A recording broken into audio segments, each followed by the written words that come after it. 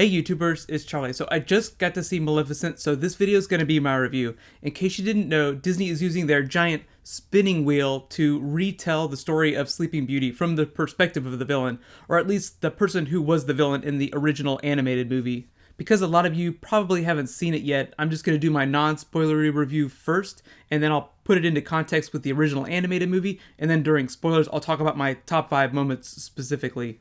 If you're just finding me for the first time though, because we're in the middle of summer movie season and there's so many big movies coming, I'm just going to be doing reviews each week. Be sure to subscribe to get everything. The next thing that's coming is Fault in Our Stars. That's going to be next week. Feel free to leave me suggestions for any other movies you think I should do. So let's talk about Maleficent. She is hopefully the beginning of what I think is a new wave of Disney villain movies. She's like the Iron Man of Disney villains. She sits way up at the top. Naturally, it just makes sense that she would get her own movie first. I'll talk more about the other Disney villains I think need their own movies after my review, but because this is a villain movie, I wanted to spend most of the video talking about the characters because that's why I go see movies. The plot is totally fun, but it's Angelina Jolie and that smile that really made me excited to go see this movie. She was hypnotizing before Disney used all that makeup and CG to make her mouth bigger. If you look at her in real life, yes, she is famous for those lips, but the movie dials that way up to infinity. She can bite me with those teeth anytime she wants. It's pretty clear going into this that she's going to be most people's favorite thing about this movie, and she was definitely my favorite thing. She just fills that Maleficent role with so much power that I'm starting to fantasize about her being on Game of Thrones as like an alternate reality version of Cersei Lannister. Not to say anything bad about Lena Headey, she is also amazing. It's just a testament to Angelina that she can play characters so well and be a leading lady. There's this weird thing about lead actors in Hollywood. Usually lead actors are the most boring. Think about it this way. Disney sells Pirates of the Caribbean movies on Johnny Depp, not Jack Sparrow.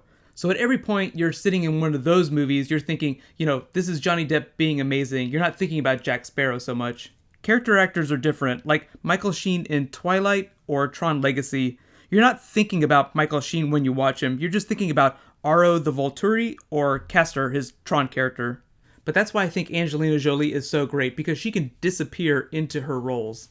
It makes it so much fun to watch all of her movies. I'll talk more specifically about her Maleficent character during spoilers. Elle Fanning on the other side of that equation was also totally amazing. She's actually pretty quickly becoming one of my new favorite young actresses. Because Angelina Jolie drives the whole movie though, Sleeping Beauty is only a supporting character, but she was still a lot of fun to watch as this young optimistic princess, who doesn't really even know what the word evil means for most of the movie. But there is this pretty clear issue with the movie where, even though it does kind of retell this classic Sleeping Beauty tale in this new complex way, almost all of the characters are pretty close to what they are in the original movie, with the exception of Maleficent. It just makes it a lot harder for those simpler characters to stand out.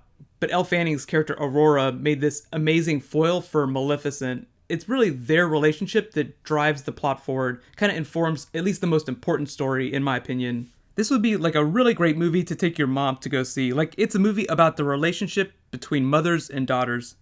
The only thing I didn't really like about the movie was the voiceover and the fact that the female characters were still heavily defined by their relationships with the men in the film. Like, the female characters were defined in terms of their romantic relationships with the men.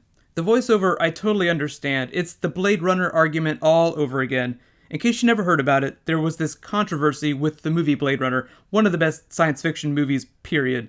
Whenever the movie was originally released, the studio wanted Ridley Scott to add a voiceover because they felt like we, the people watching it, were too dumb to follow the story.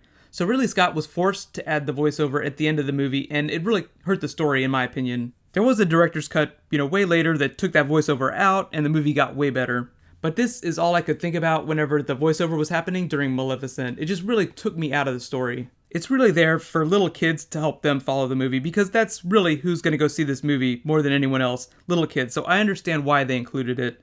I'll talk a little bit more about my issues with the female characters and their portrayal in the movie when we get to spoilers. So let's actually just plow on into that. So careful for spoilers if you haven't seen the movie yet, but here are my top 5 moments. Number 5, Maleficent's use of magic. Everything about magic in this movie is so much more fun than Oz, the last big live-action Disney movie like this. In the movie, Angelina Jolie is the only one that gets to use magic, and it kind of seems like she's got crazy power. That creates a few issues for the story, but overall, just the visual look was amazing. I just love the way they use magic in this movie. Number 4, the three fairy godmothers. The movie twists the use of fairy godmother, but I'm talking about the three fairies that raised her. I love the way they turned them into the Three Stooges. It's like they made them way less nurturing than the original cartoon versions, like they were babysitters just trying to earn a paycheck. Of all the fairies, I only recognized Juno Temple, but she was in this other movie called Brass Teapot, where she basically gets the crap beat out of her so that money comes out of this magic teapot, and it kind of reminded me of some of the Three Stooges gags they did. It was just a really hilarious negative spin on the original characters. Like, you would definitely not want to use them as babysitters. Like, they would be the worst babysitters in the world. It's really Maleficent in the movie that is the caretaker. And number 3, all the big changes from the original cartoon. I'm talking about the metal vines inside the castle, the dragon, and making the king, Shardo Copley, the villain. There were a lot more things they changed, but even if you haven't seen the original cartoon for a long time, the things that everyone remembers most are Prince Charming having to get through the vines at the end and kill the dragon. Here's a really big question that you don't necessarily have to answer in the comments, but if she could turn Deval into a dragon at any time, why didn't she do it at the beginning and just take her wings back that way and just destroy the castle? It's kind of like the Lord of the Rings Griffins argument. Why didn't they just ride the Griffins to Mount Doom in the beginning? In their defense, though, there would be no movie if they did it completely logically. Number 2, the Maleficent-Aurora relationship. This is like the most important part of the movie, the evolution of their relationship and how it changes Maleficent. Somehow, I don't think she ever hated Aurora, even when she was a little baby. Like, that's the whole idea of the movie. She was never a villain in the true sense of the word. She keeps saving her life and protecting her. She even tried to undo that curse halfway through the movie. If only we had the power to take back the shitty things that we said. At least we can delete tweets, though. And my number 1 moment from the movie. So this is actually a really specific moment, but it's when Maleficent takes Aurora to the moors for the first time. It's that moment where Aurora just starts to explode with happiness and Maleficent just goes poof and shuts her down. Like she's thinking, oh my god, that's enough of you. She just can't handle all that pure emotion. I feel like if everyone could have a secret power, that would be it. Just be able to shut people down whenever they get too crazy. Like, poof, you be quiet and go to sleep now. But now it's your turn. Let me know what your favorite part from the movie was.